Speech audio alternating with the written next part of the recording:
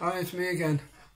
Yeah, I've just been sitting down the back for a few minutes there. It's a lovely day and getting a little bit of sunshine. I do like the sun, it gives me some nourishment and the vitamin D. Uh, I'd like to talk about my recovery really, because I've tried to over the years in different ways, but I need to try and get it down properly. Especially my main problem in the past was alcohol. I've mentioned it on other CDs, but I need to go into a bit more detail for the benefit of mainly like alcoholics and people who are addicted. But it's anyone, it's for everybody really, to pick up on it. But my main thing was alcoholism. When I grew up in Ireland, it went on in my teenage years, and then to grow up into adulthood, and it was the thing to do. You had to be, a drinker to be a man type of thing. It was expected of you, and it wasn't. You were an outcast if you didn't do it. You know, so that was the aspiration to aspire to that, to be a great drinker and all that type of stuff. Which was like I shared before. It was, I didn't know the difference at that stage, but that was the progression. From early childhood, really. When you start drinking when you're young, and then grow up into your teenage years, and it falls on, and all the trouble that comes with it. I haven't got the time to go into that here, but you need to see a picture. You know, I've been incarcerated many occasions, and with the system, in the system, and yeah, that was another addiction as well. With the stuff that goes on with that, and taking things that don't belong to you, and that was all part and parcel of the lack of knowledge and the consciousness that I didn't have at that time. But the alcohol got really worse, and gradually it takes your life over. And I moved to the UK when I was 20. I'd been there before in my early days, running around doing this, that, and the other. But I met my wife, my ex-wife now, in Wales when I was around 20, and she was from Liverpool. I went. She had a child, and I went to live there, which was it was tough, but I changed a bit there. I done some work and stuff like that, and yeah, it was good beginning. And then fall back into the old ways. I was always drinking, but got progressively worse as time went on, and as I say, couldn't keep down jobs and all that type of stuff, and you do neglect your family. And we ended up having three children while I was in my drinking escapade, if you like. And that went on for years and years. Lived in the city centre of Liverpool, and she was, she's a great woman. She still is. I would try to support her if I can and where I can, because I was the problem. And it was, yeah, I wasn't proud of that, but it was the alcohol. It was the alcoholism, that was controlling me. And you lose care for people when you're like that, because you don't care for yourself. You have no respect. You lose all that. But in the early 80s, 82, 83, I'd had this. I'd had enough of it. I ended up in hospital with pancreatitis, and dreadful time. On a huge amount of medication, morphine. It was very bad, illness, pancreatitis, and I wasn't recovering from it. But I mentioned before in another CD and on a few occasions that I'd had this spiritual awakening, if you like, a strange experience in hospital. And I found out later what it was all about when I went to AA. But I came through that situation, and it was a long journey. Yeah, that was in the early 80s. And I found AA and went in there. But I still didn't understand it, obviously. I couldn't read at the time, so when I went in, it was difficult. And yeah, you look at around the rooms, there was good sobriety there. Lots of people that were well, and, they'd been bad alcoholics, and they recovered, or in recovery. And it was good, it was great, because that's what I needed.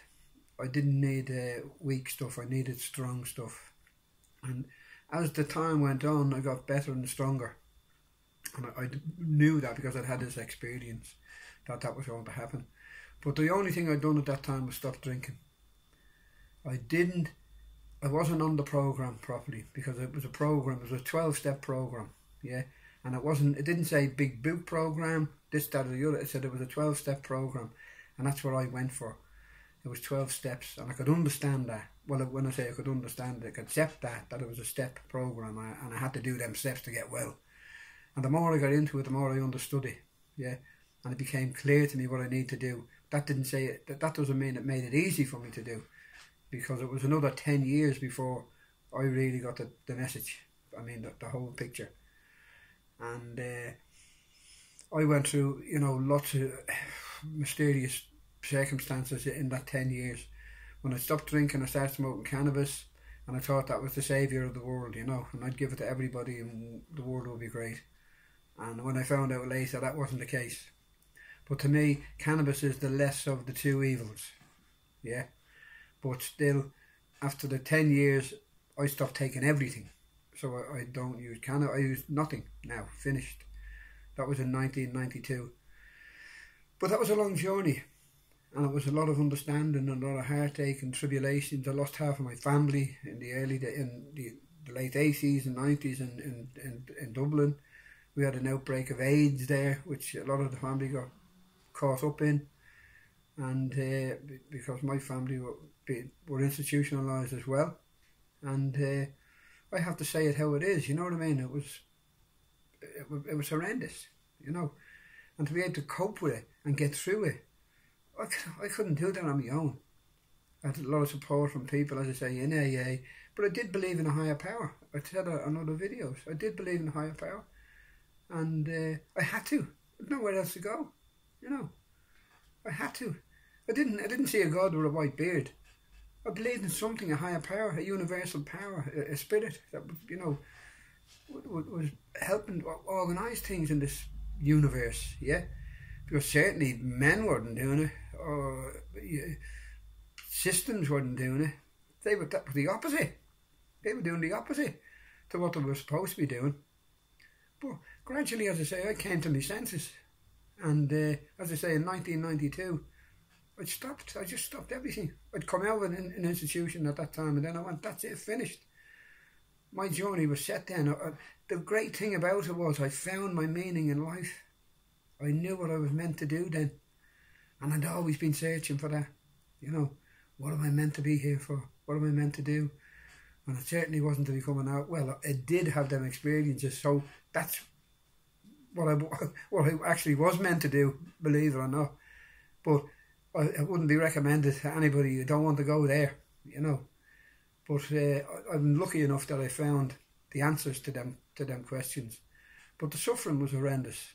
It's just, as I say, watching my family die, and as I say, the illnesses that I had was just, I can't explain them. They just, if you can imagine, if you're in heavy drinking or drugs, the stuff you go through. You see them on the streets and stuff.